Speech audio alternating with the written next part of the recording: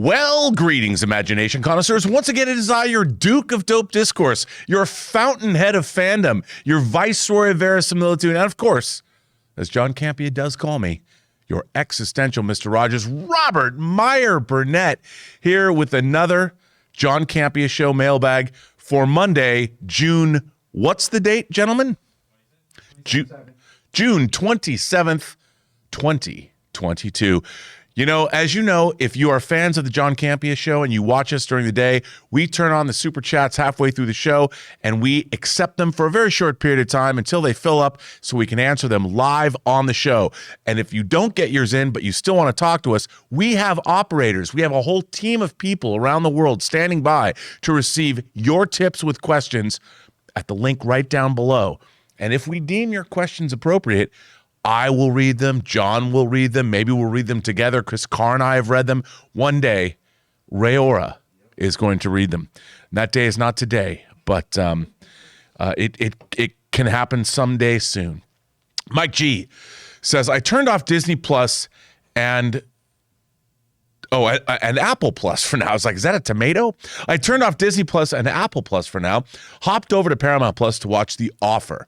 Great writing. Great performances, looks gorgeous. The scene where the cast is improvising as the Corleone family over dinner. Wow. Is there a cut of the real players doing this? Well, Mike G, there is some really interesting behind-the-scenes stuff on The Godfather. A lot of it's on the new 50th anniversary 4K editions, but there is a lot of good stuff out there and a lot of great improv stuff. So I don't know if that scene is out there itself, but a lot of good stuff out there. So look out for that. Glad you liked The Offer. How great, by the way, was Matthew Good as Bob Evans? So good. Captain Dr. Hawkeye Pierce says, nothing ever happens on Tatooine. Luke Skywalker, A New Hope. Well, if there's a bright center to the universe, Tatooine is the planet that it's furthest from, as we know. But not according to apparently the Star Wars saga. If you're a pod racer, you can go to the Boonta Eve pod race at Mos Espa. I mean, the Hutts, they have their palace there. Of course, Luke was left there. I mean, Tatooine is not the backwater burg that the Star Wars universe would have you believe it is. I mean, Boba Fett wants to hang out there. I mean, everybody goes to Tatooine. Simon Peters says, for Obi-Wan Episode 6, Obi-Wan has the chance to actually defeat Darth Vader, but he doesn't. So was it the point that Luke Skywalker had to be the one to defeat Darth, or was there another reason why Obi chose to walk away? I think, well, Simon, this is a great question I ask. I think Obi-Wan, you're supposed to use the Force for defense. You're not supposed to attack people or straight up murder people, no matter who they are. I think the Force in this case would have made an exception. Obi-Wan should have killed Vader at the end of Obi-Wan, but doesn't because he's a good man. He's not a murderer. Hey, he might hack all of your limbs off and leave you for dead on the side of a lava river, but he's not going to be the one to take your life. And that's why we love Obi-Wan Kenobi. But I think you're absolutely right. It's a little weird. And it didn't really help anybody. How many people did Vader murder after Obi-Wan Kenobi left him alive? Don't know. Jonah says, I'm really starting to wonder what the original Obi-Wan script was like before Kathleen Kennedy made them rewrite the last minute. Yeah, it was supposedly darker. Look, my big objection to the Obi-Wan Kenobi storyline, I felt ultimately, I started out liking the show. I ended up thinking it was rather pretty terrible because I was more interested in, if you're Obi-Wan Kenobi, you've dedicated your life to the Jedi Order. Everything you believed in, everything you've done, everything that you've worked for was stripped away from you. The Jedi turn out to be douches because they allow Palpatine to rise up in their midst. They don't know there's a Sith Lord there. And then, of course, your own Padawan, Anakin, turns into Vader right before your eyes. Lord Vader. He's influenced by that same Dark Lord, and you don't know it. You don't see it. You're defending him. Come on. Now, once you've had that kind of a failure, he failed every way a man can fail. I wanted to know, how does a man come back from that? And I'm not talking about, well, he went on a mission to go get Leia and confronted Vader again and this, that, and the other thing. I didn't believe that, man. I didn't believe it. I wanted something more. I wanted to see some more soul searching. I know that's not what you'd see in an action adventure show. But I mean, come on. It seemed like Obi-Wan, like if he didn't confront Vader, what would that show be about? What's he looking for? What's he doing? I didn't feel an internal redemption arc was happening deep inside Obi-Wan. That's just me. Your mileage may vary. Crones and Stones says Obi-Wan suffers from the same issue as other Disney properties.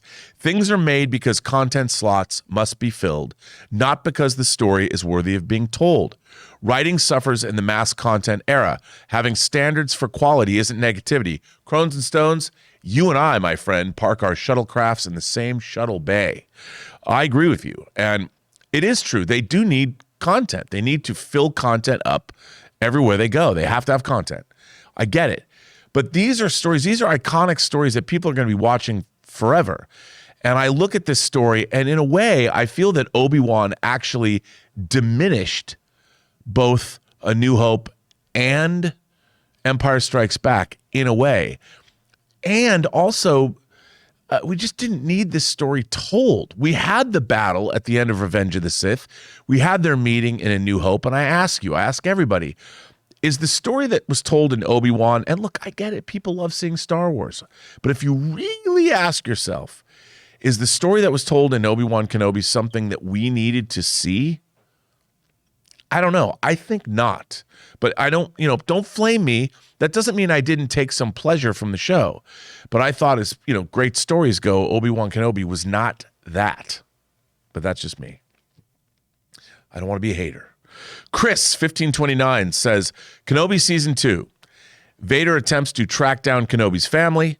Kenobi's brother, played by Robert Pattinson, is James Kenobi. Yeah, I mean, I could see something like that happening, but do we need... I mean, look, I would like to see a story about Obi-Wan Kenobi take away... I don't want anyone else we've ever seen before in this storyline. No one. No Vader, no nothing. I want to see something that, a journey that Obi-Wan Kenobi himself goes on with people that we don't know, that we meet for the first time, and I want to see a true, great redemption arc for Ben Kenobi. I mean, I think that's kind of off the table, but you never know. Garden Variety Vagabond sends in a tip and says, nice touch in the Wednesday show, Aaron declaring undying love of cats while wearing a Pet Cemetery t-shirt. Chef's kiss. That's why Erin is as cool as she is. If you have a cat and that cat passes away, you have to bury them in the pet cemetery so they come back from the dead to haunt you. That's what all cat owners do, which is rightfully so. I'm with Erin. She's wise. Shane Roxas, 1 of 4. So, okay, here we go. Spoilers for the Obi-Wan finale. If not allowed yet, skip me. Well, you sent 4 in. We'll allow it. I'll allow it. Overall, I enjoy this series, but definitely have my issues. I feel that way about my own life. I enjoy my life, but I definitely have issues. Having said that, I noticed a probably unintentional similarity to Batman v Superman. During Obi-Wan and Vader's fight, I got major BVS vibes when Vader's mask was half broken and they mixed the audio between the two voices, just like what happened with Batman. Got it. That's 1 of 4. There we go. Obviously, I'm aware of the Rebels parallel, but being a big BVS fan, it reminded me of when Batman's cowl was damaged and they also blended the voice modulator with Affleck's voice. Totally agree. And there's their 4th part of your question. While I agree this series was ultimately pointless and didn't really offer anything new to the Star Wars canon, I did enjoy it in the end. And Disney has done Vader pretty well, if nothing else. Bring on the filthy. Well, Shane, I do think that it's hard a lot of the time to not find, especially in genre entertainment, parallels between things. Vader's mask has been a big part of the Star Wars universe since 1977 in Empire Strikes Back when Luke goes into the cave on Dagobah and sees Vader and confronts him and then sees Vader's mask blown out there and sees his own face in Vader's mask. There is kind of a Star Wars tradition of seeing Vader's mask, If it's not broken, then it's removed. Like in Jedi, when it's finally removed, when Luke takes the mask off, take my mask off, let me look upon you with my own eyes. All that, it was great. It was great stuff. So having that happen, I think, is more of a Star Wars tradition. But I would say that perhaps the armored mask in Batman v Superman, I liked how they did that a lot. And I think the parallels, things inform science fiction, fantasy, and genre material. Everything informs everything else. So I bet you are not incorrect in your assessment that Batman v Superman scene and Vader and Anakin, getting the Anakin voice with the Vader voice, all that was very intentional. I think they did probably inspire each other. I think that's a very astute observation to make. And look, I thought that was really well done. I really liked what they did in Obi-Wan Kenobi. I thought that was very cool, just like I really loved it in Batman v Superman Dawn of Justice. I thought that was very cool, and it's a great parallel to make. And, before we go on, we have a great sponsor for this show. Our friends, if you don't eat enough vegetables, like I don't, maybe Athletic Greens, today's sponsor, can help you out. Hey guys, we want to take a second to thank the sponsor of this video, Athletic Greens. Now, when you get really busy, and you guys know that Ann and I are really busy, one of the first things that you sacrifice is eating healthy. And I simply have never eaten enough vegetables in my diet, I admit it. So for a long time, I've been looking for a really good all-in-one supplement that helps me get those nutrients and vitamins that my body needs. And thank goodness I found Athletic Greens AG1. So what is Athletic Greens AG1? Well, with one delicious scoop of AG1, you're absorbing 75 high-quality vitamins, minerals, whole food source superfoods, and probiotics to help you start your day right. And for me and Ann, it's easy. We get up in the morning, we pour a big glass of water and add one scoop of AG1. So many people today are taking some kind of multivitamin, and it's important to choose one with high quality ingredients that your body will actually absorb. And it's cheaper than getting all those different supplements yourself. And on top of giving you all those vitamins and nutrients, it also supports better sleep and quality of recovery, and supports mental clarity and alertness. Right now, it's time to reclaim your health and arm your immune system with convenient daily nutrition. It's just one scoop in a cup of water every day. That's it. No need for a million different pills and supplements to look out for your health. And to make it easy, Athletic Greens is going to give you a free 1-year supply of immune-supporting vitamin D and 5 free travel packs with your first purchase. All you have to do is visit athleticgreens.com/mailbag. Again, that's athleticgreens.com/mailbag to take ownership over your health and pick up the ultimate daily nutritional insurance. And a very special thanks to our friends at Athletic Greens for sponsoring this episode of the Mailbag. Shane Roxas says, one more thing. Another thing I loved about Obi-Wan was seeing agile Vader. In the past, he has always seemed a bit slow, besides Rogue One, but that finale served as a great bridge between the prequel and the OG trilogy combat. It was very cool to see Vader moving with some speed. You know what, Shane? I think that's a really great observation. I have to tell you, there's one of my favorite moments in the classic trilogy is in Empire Strikes Back when Vader enters the rebel base on Hoth. I mean, he comes through like a bat out of hell. He comes into that ice cave with his cape blowing and he's moving fast, and the stormtroopers, the snowtroopers set up their gun, their weapon, and fire at the Millennium Falcon. I mean, I think that's great. I like agile Vader. I mean, you'd think that if you have a robotic body or robotic legs or arms or something, that they could move quickly, kind of like Steve Austin. That's a $6 Million Man reference for those of you who were born in the 70s, which is probably only me. But hey, I'm telling you, it's good stuff, and I like that. I think that's a great observation, and you're right. We like seeing agile Vader, and I like when he's playing with people doing his one-handed lightsaber thing. It's good stuff. It shows you how powerful he is. So I agree with you. I think that was a very astute observation that you made. Agile Vader. I never thought of that. You've just made me want to ask that question to everybody. Do you prefer agile Vader or more sedentary old Vader? Agile Vader's the man. Mike G says, piggybacking off The Last Jedi, what if a server at a cantina is force sensitive and made a lightsaber? someone threatens him like a New Hope. His lightsaber doesn't activate, and he has to stomp on it while these Imperial supporters are stepping up. Uh-oh. Well, I mean, that's a good question. It's kind of funny what you just said. I have a problem, I think, with the idea of if you're force sensitive, doesn't that mean, I mean, isn't that what you're supposed to be? You can develop those powers. And I would think that if people are force sensitive, do they either have to be Jedi or Sith? Couldn't there be people that are force sensitive, not even knowing what it is? They just develop those latent powers like ESP, or they can move things, or whatever, pyrokinesis, set things on fire, whatever it is you want to do. I would think that there would be normal force sensitive people. And like you just said, what if you're like a force sensitive housewife? Can you use the force to clean the house? Would that be some kind of a transgression? Would the force not like that? Would it corrupt you if you used it to vacuum? I don't know, but it's a good question. It's like being, in a restaurant working, like you asked. I'm curious about that. I mean, this show made me realize, Obi-Wan Kenobi made me realize that what do we do with the rest of the force sensitive people that are out here in the galaxy? Do they have to go one way or another? Can't you just be force sensitive? Like, I'd use my force powers to get money from ATMs. I'd randomly ATMs. I'd use my force powers to get cash, probably to buy hot toys. But I mean, wouldn't that be great? I don't know. Alan Dale says, one of the reasons I think the Obi-Wan Kenobi show was made was to introduce him to Luke and Leia.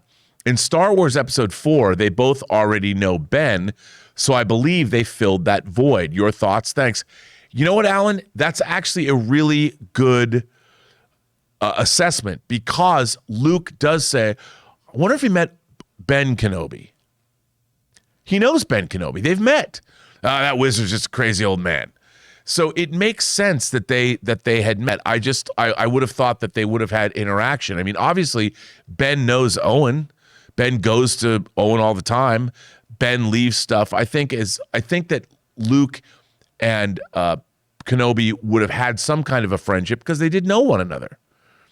And maybe this is the time they met, but I would have thought, that Ben might have one day coming over, he would have developed a friendship just because he needs to check in on Luke himself. But yeah, that's a good, people haven't been bringing that up, but they did know one another. So maybe that's what they were trying to do, is fill this in canon. Richard Z says, the prequels started my love for Star Wars.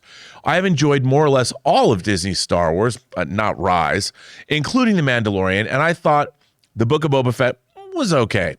But Obi-Wan has finally reignited my love, and now I long to consume Star Wars as if I were a child again. Well, Richard Z, I wish that was the same for me, but here's the great thing. If Obi-Wan Kenobi rekindled your love of Star Wars, reignited it like a lightsaber, that is awesome. And here's the thing. Whether I like something, your friends like something, anybody online likes something, it shouldn't take away from your enjoyment of anything. Don't let anyone tell you not to like something, that what you like is wrong. Love things with all of your heart. And if Obi-Wan Kenobi reignited your love of Star Wars, consider yourself lucky. I would go with that. Go with that feeling. And why shouldn't you love Star Wars? It's great. If you go back and you watch the original Star Wars, you forget just how good that movie is. Same with Empire Strikes Back, man. And that's where it all began. For me, it was Star Wars and Empire. I was there opening weekends for both, and they still mean a great deal to me. And, every time I pop those movies in, it reignites my love of Star Wars. So I love to hear that the Obi-Wan series reignited your love. Lieutenant West says, hey, Campea crew. As someone who loved Batman Forever as a kid, after a recent rewatch, I realized how much of a missed opportunity that movie was. Keep the cast, especially Val, and just go in a different direction. Even Joel Schumacher has directed great films. Yeah, I have to say, I used to like Batman Forever. I've gone back to look at it. It's rough. I mean, it's rough going. And so is, of course, Batman and Robin. It just seems that I kind of liked the sort of gothic nightmare of Tim Burton's Batman, and then the sort of, I mean, I never thought, even though Penguin and Catwoman and Max Schreck in his version of Batman Returns is a little goofy, it was still totally influenced by silent cinema, like specifically the silent cinema of Germany. And I loved it for that reason. And I look at Batman Forever, and it's so far removed from that it's hard to watch, and it's so goofy, and there's nothing in it that has any grounding in reality, that it's just difficult to watch. If you know what you're getting into and you can enjoy it as sort of a weird hybrid version of what Tim Burton did and then the 60s Batman TV series, it kind of works, maybe. But I'll tell you, it's rough going, especially now. You go back and you watch it now, and you're like, it wasn't that great. But yeah. Question Guy sends in a tip and says, "Hi, team. Question. The kids' characters in Stranger Things are like the villains representing monsters out of D&D, Demogorgon, etc. They represent heroes, for example, and I believe Steve is a warrior. What roles do you think the other kids represent?" Well, Question Guy, I think you're absolutely right about that, and especially in this season with the Hellfire Club, they're leaning in to D&D characters, but I just don't remember my D&D characters. Paladins, thieves, elves. I mean, I don't know if I could equate characters to D&D characters to each one of the characters in Stranger Things, but I think that parallel is very much intentional. And of course, they're putting together, it's a team building exercise where they're going on a quest. And I think you're absolutely right. That metaphor is really, really strong in this season. And I love that idea. And I think if you ask those kids, if you ask the actors, I haven't seen this in any interviews with them, but I bet if you ask those kids, they would be able to tell you what D&D characters they each represent. And I love that idea. I think it is a great idea, because this does lean so heavily into the game of D&D. I mean, basically, Stranger Things Season 4 is a D&D game. And if you really think about it, if you think about the Upside Down as a dungeon, and your creature, your big bad, without revealing anything for those of you who hadn't watched it yet, that D&D parallel is very, very strong. And I can't wait to see where it goes with these final 2 epic long feature-length episodes starting, July 1st, I think? Very exciting. It's a very exciting time to be a D&D fan these days. Donnie Roy says, "Rob, recently you said you played Ico and Shadow of the Colossus. I think, is it Shadow of the Colossus or Shadow of Colossus? But you didn't mention the last Guardian, a.k.a. Trico. The camera is frustrating, but it's made by the same people, and you would love it, and it will make you cry." You know what? I've heard this. I've never played Trico. I had bought Ico and Shadow of Colossus, I want to say, for PlayStation 2, and then I bought the upgrade for PlayStation 3, and it came in the same they came together in the same game.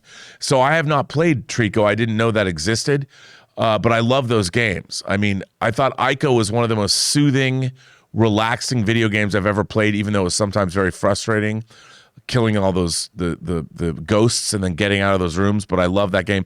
And Shadow of Colossus really drove me crazy some of the time. It was less, I would get stressed out playing that game because it was just hard.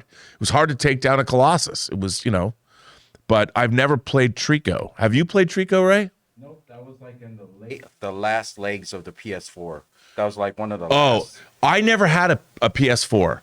I went from PS3 to PS5, so I never had a PS4. And I don't. Are they backwards compatible? I'm not sure, but the big thing about it, what I remember was the dog looked like the Never-Ending Story dog. Oh, like Falcor the Luck Dragon. Yeah. Well, I didn't know that. I'll have to go back and get it. Hitchcock is the GOAT. Says another great movie that spawned a successful show. I think you mean Fargo. True. Magnum. That it's interesting. I think of the most successful movie that sparked a TV show, and I have to say MASH. I mean, in terms of I know it's a little before a lot of our viewers' times, but MASH was a great Robert Altman movie that was turned into a great TV series. It's set in the Korean War at a MASH unit, a medical unit. Had some of the greatest actors on TV. Really, really good. But Fargo, I love the Fargo TV series. It is fantastic. I think all seasons have been great, and I think you're absolutely right. And then you go, Hitchcock is the GOAT, goes on to say, Magnum P.I. is my all-time favorite TV show, but Fargo seasons 1 and 2 are the two single greatest seasons of TV I've ever seen. Seasons 3 and 4 were good, but didn't measure up to 1 and 2. FX does make terrific TV. I would agree that seasons 1 and 2 were better, but I mean, there's been a lot of great TV series, and I do think though that Fargo's great. It's a great choice, definitely. And what I love about Fargo was they've moved away from the source film. They've done new and different, interesting things, which I think is terrific. Fargo is now more of a state of mind than a place, and I think that is I think it's great. I think it's great that they did that, and you're right. Good series. Joseph Michael says, what are the odds that we'll get the very first teaser for Black Panther Wakanda Forever next Monday, June 27th, or any time that week before Thor Love and Thunder is released? Well, Joseph Michael, I think that the reason that's probably the case is because there's going to be a Wakanda Forever trailer in front of Thor Love and Thunder. And I think it's a good bet. It's like Devil Went Down to Georgia when they say, I'll take that bet. You're going to regret because I'm the best there's ever been. I know that's a weird reference, but it was what popped into my mind. I think you're absolutely right. I think there's going to be a Wakanda Forever trailer coming out soon. I, for one, can't wait for it. I'm very curious about Wakanda Forever.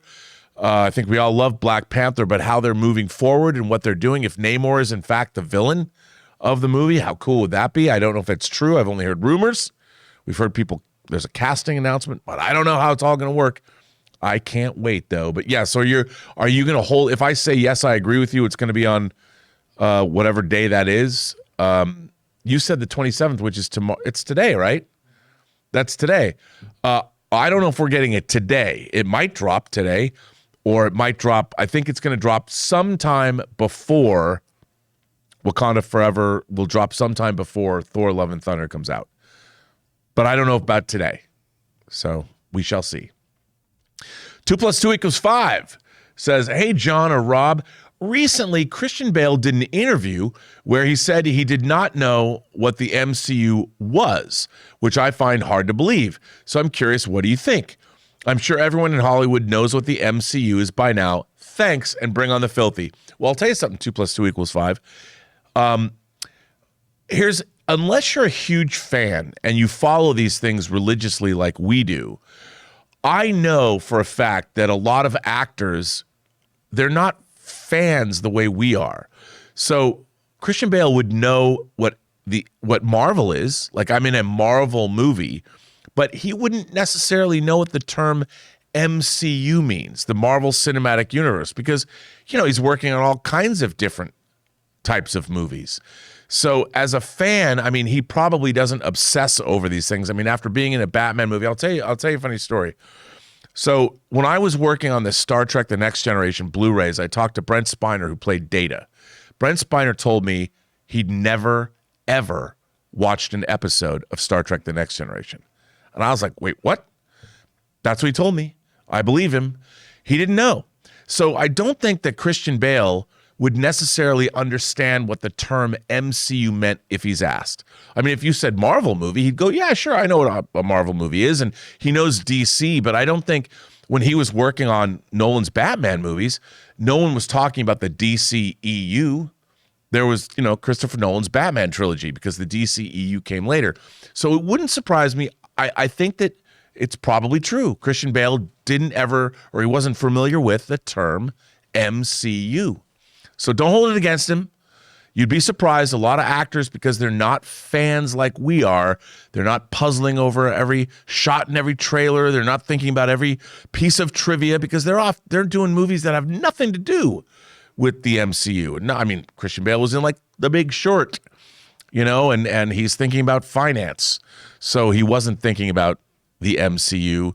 And even now, he probably thought, Marvel, I'm in a Thor movie, but maybe the term MCU eludes him. Good question, though.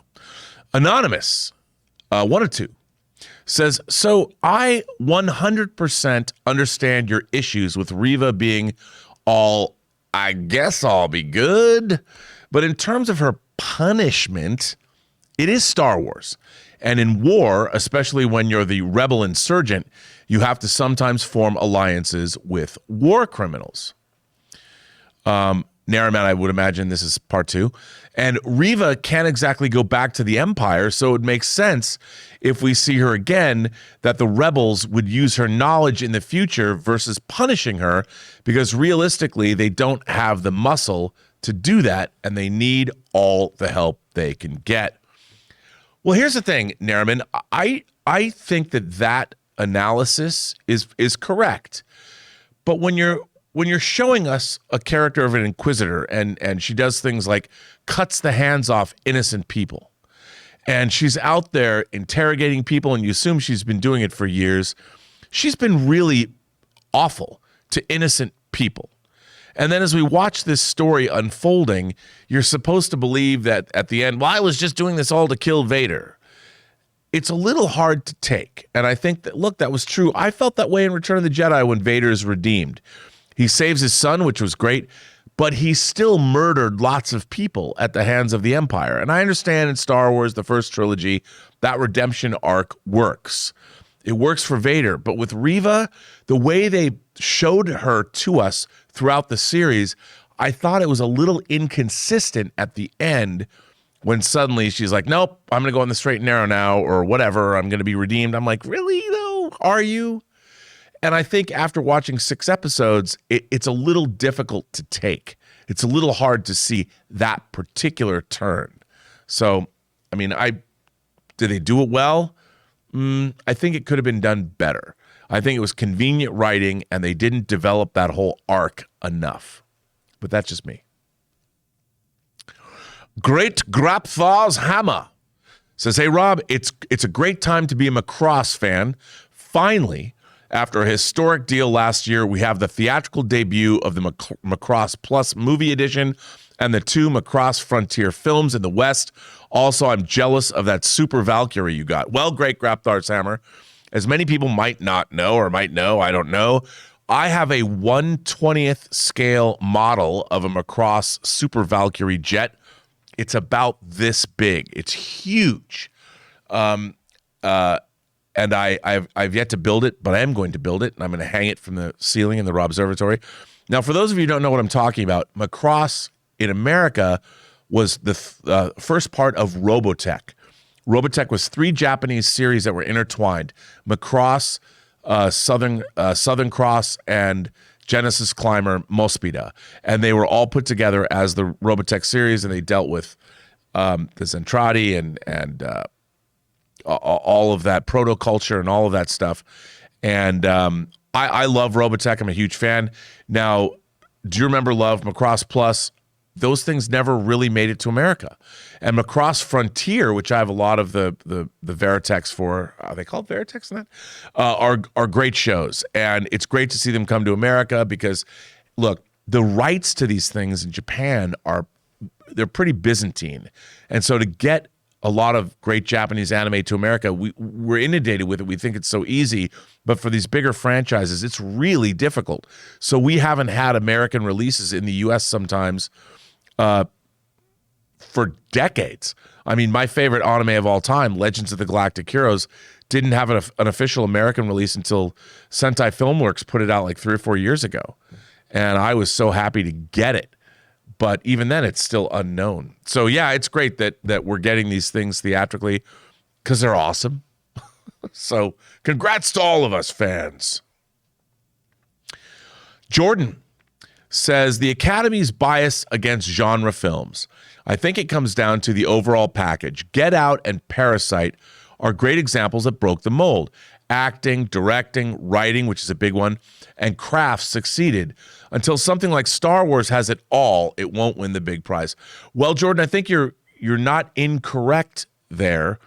But, I would think of something, a couple of my beloved genre movies that were nominated for Best Picture, A Clockwork Orange in 71 and Exorcist in 74. They were great on every level. But I think that there is a bias in the Academy that's, by the way, has gone away as the years have gone by. We saw Lord of the Rings win. We saw Silence of the Return of the King win. We saw Silence of the Lambs win. There have been more and more genre films that have eked their way closer to the Best Picture prize. But I think, the problem with genre cinema in terms of the Academy Awards is, I think when you're watching an Academy Award nominated movie, you're thinking it's got to have like some universal truths. It's got to relate to us, to the humanity of it all. So you get a movie like Moonlight winning, or you get a movie like 12 Years a Slave winning, or even Birdman with Michael Keaton wins Best Picture. I think it's really hard if you're going to tell the story of the devil possessing a 12-year-old girl and spitting pea soup out and saying a bunch of bad words. It's hard to look at that movie in the same light as, say, Lawrence of Arabia. And I think that's why there is a bias against genre cinema, is because it's not yet perceived. Even Return of the King, I think that those awards, and it's swept, was basically because they were awarding the achievement of making all three of those movies in the trilogy, as opposed to Return of the King itself. Because the Return of the King doesn't exist as a standalone movie. You have to have seen Fellowship and Two Towers. Otherwise, it wouldn't make a whole lot of sense. And I think that award was actually for the entirety, or all those awards were for the entirety of the franchise. But yeah, I think genre cinema, like everything else, I could never, like when I was growing up, my mom's like, that's science fiction you read. That's not serious literature. And I would say, but it is. Just because it has sandworms and rocket ships and robots and rogue AI, that doesn't mean it's not great. It just means it requires a certain level of imagination, and you have to have you have to have an appreciation of the fanciful, the imaginative, the fairy tale-ness of it all. But that's changing. We now have a world where that bias is being quickly bled out of society. So, but thanks for that question. I think it's a really good question and a valid question. Disney Gifts by Bryce says, meanwhile, back in the Campea studio, the gang was helping Bryce come up with his bathroom scenes to hang in his bathroom. I'm using the lawyer getting eaten from Jurassic Park, Laxative Harry from Dumb and Dumber, Mary Poppins from Mary Poppins Returns. Do you have any others? How about the worst bathroom in Scotland in Trainspotting? How about that? But I like that. If you're going to hang bathroom scenes for movies in your bathroom, that's my contribution. And I would get a frame grab from that and put it right over the toilet, and then put underneath, aren't you glad this isn't the worst bathroom in Scotland? Something like that. But I love Trainspotting. Trainspotting, I might dare say, has one of the greatest bathroom scenes in any movie in history, especially if you like to go swimming. That's all I'm going to say.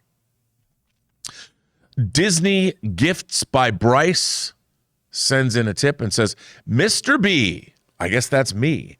I admire your heartfelt and undying devotion to Hot Toys. Personally, I like the highly detailed statues like John's Deadpool. I know of Iron Studios. Their Jurassic Park stuff is incredible.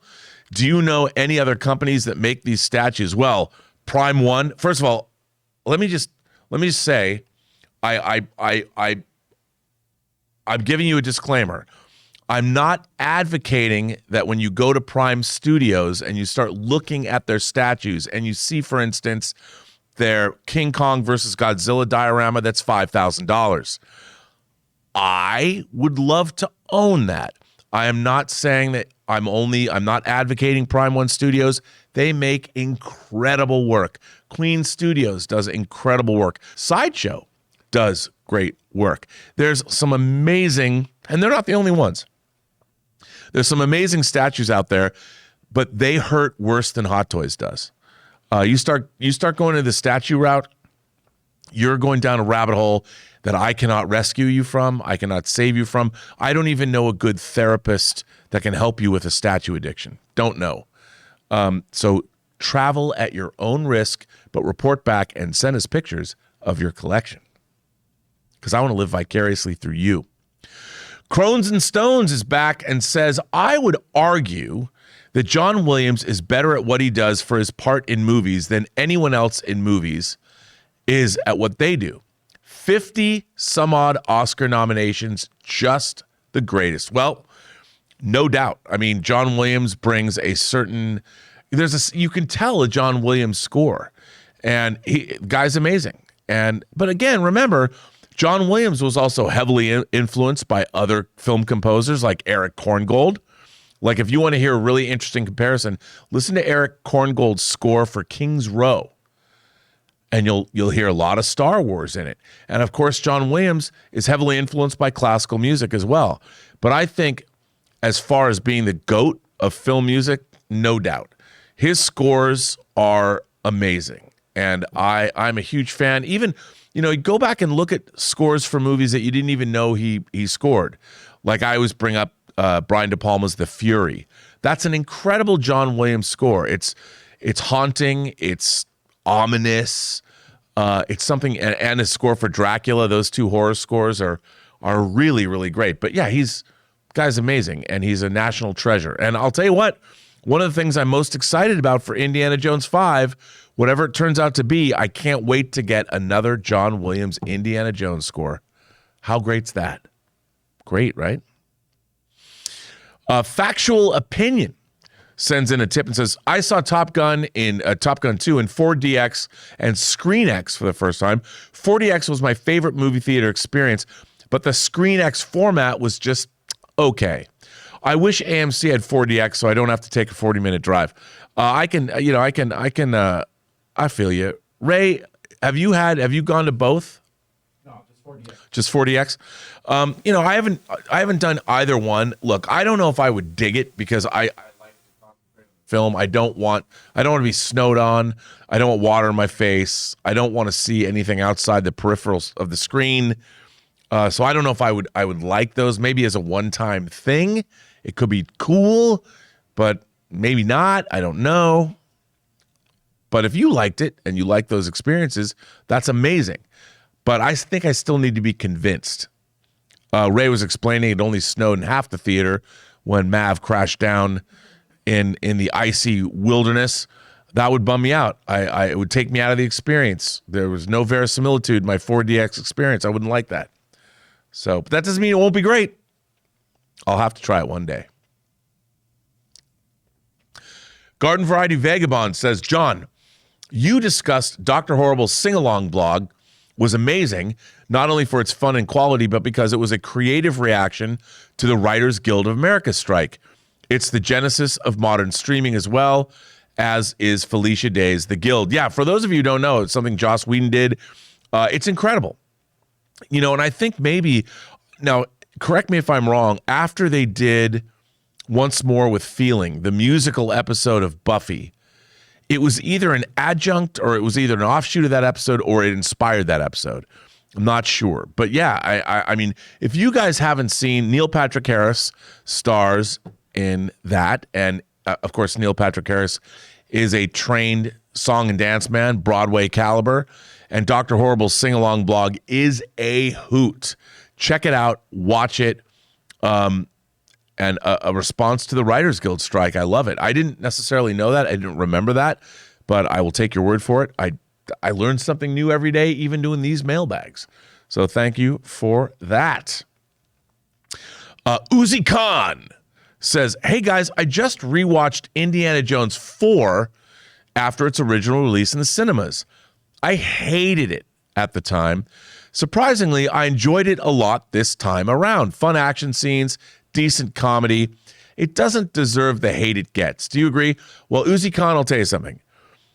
Indiana Jones 4, or Indiana Jones and the Kingdom of the Crystal Skull, is in my mind, one of the most inexplicably bad movies I ever saw in a theater. But like you pointed out, all those expectations and all the anticipation and everything that we were waiting for when that movie came out, take that out of the equation. And now that I know it's bad, I sit down and when I do watch it, I recently rewatched, I got the 4K Blu-ray, and there are scenes, I really like the motorcycle chase through the college campus. I thought that was a great scene. It turned out it's really great. I think overall the movie is way too goofy. I don't believe any of it. But there are good action scenes in the Ark of the Covenant warehouse. There's good stuff going on there. There's a lot of good stuff in the movie. I just don't think it holds together.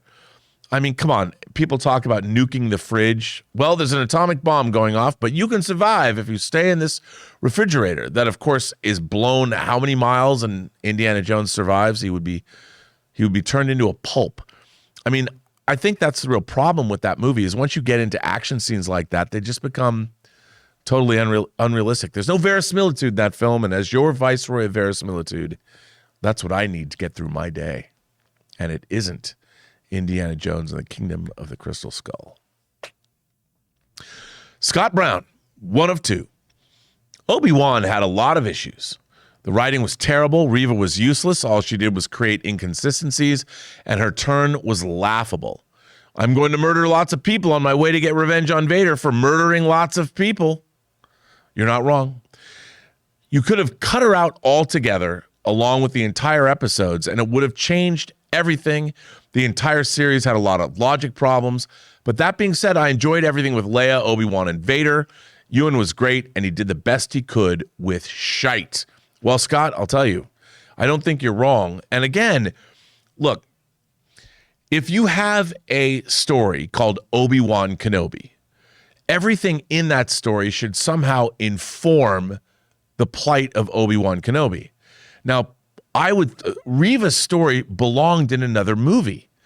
It was taking away, I wanted to see a lot more of Obi-Wan traveling around, trying to figure out what he's going to do with himself, meeting people that have been affected by the Empire, realizing with the lack of Jedi, the fact that the universe is completely unbalanced. You know, the Jedi at least offered a counterpoint to the Force, to what the Sith was doing and the evil rise of the Empire.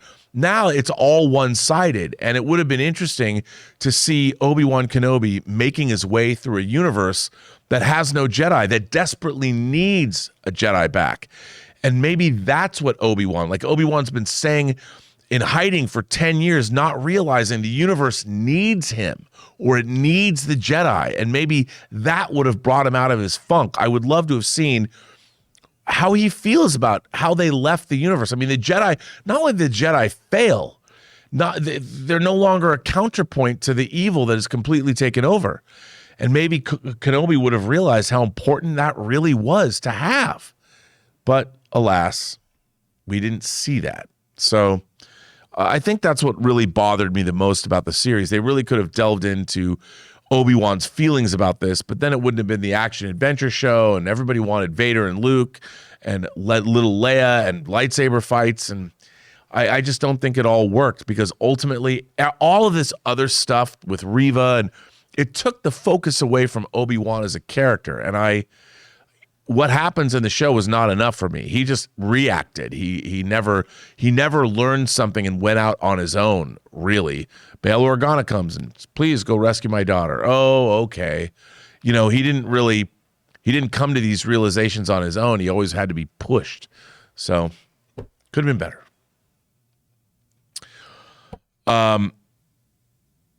Let's see. Scott Brown goes on to say, the other thing I thought about with Obi-Wan is that the reason it felt like there was no tension and no stakes in several episodes, it felt like nothing has happened, is that we know what happens and what has happened to every single main character in the show. Scott, I totally agree. They never gave you a chance ever to think, oh my God, someone might die or something's going to happen. All these characters, you knew nothing was going to happen. You knew their fates. And their fates happened in the movie that comes after Obi-Wan Kenobi, which is Star Wars. And I think that was a really big problem for the show. And that's why, look, if you're going to have him face Vader, that's fine. But if Obi-Wan Kenobi went out on a mission unto himself with people that we don't know, that he got involved in shenanigans that weren't necessarily tied to the Skywalker saga, like someone else came to him for help, we wouldn't have known where he would have wound up. We would have known he'd come back to the desert, but maybe he suffered a great tragic loss. Maybe he fell in love with a woman and lost her. Who knows? But by doing what they did, they completely removed any dramatic tension from the series, and that was problematic. So I completely agree with everything you've said. You're not wrong, and it really hampered my enjoyment of the actual series itself. And that, my friend, Scott, is the last question we have on today's mailbag. I want to thank all of you for generously supporting this channel via your tips and sending in great questions. You give us something to talk about, ruminate over, ponder on my drive home. Sometimes I think about these questions going, oh, I should have answered it better or differently. So thank you for that. I want to thank my two cohorts and compatriots, Rayora over here, who sometimes laughs at my jokes, and of course, producer Jonathan, and a very special thanks to the grand poobah himself, Mr. John Campea, for having this channel and this show that has a mailbag in the first place. So thank you all very much. Remember, if you want to send us a question, the link is right down below. Our operators are standing by 24/7. Send us anything you want, and if we deem it appropriate, we will read it live here on the mailbag that you can watch recorded. So there you go. My name is Robert Meyer Burnett. You can find me on Instagram at RM Burnett. You can find me on Twitter at BurnettRM. Find me on the postgeeksingularity.com website or just Postgeek Singularity on YouTube. Thanks very much, everyone, and I will see you on the next mailbag.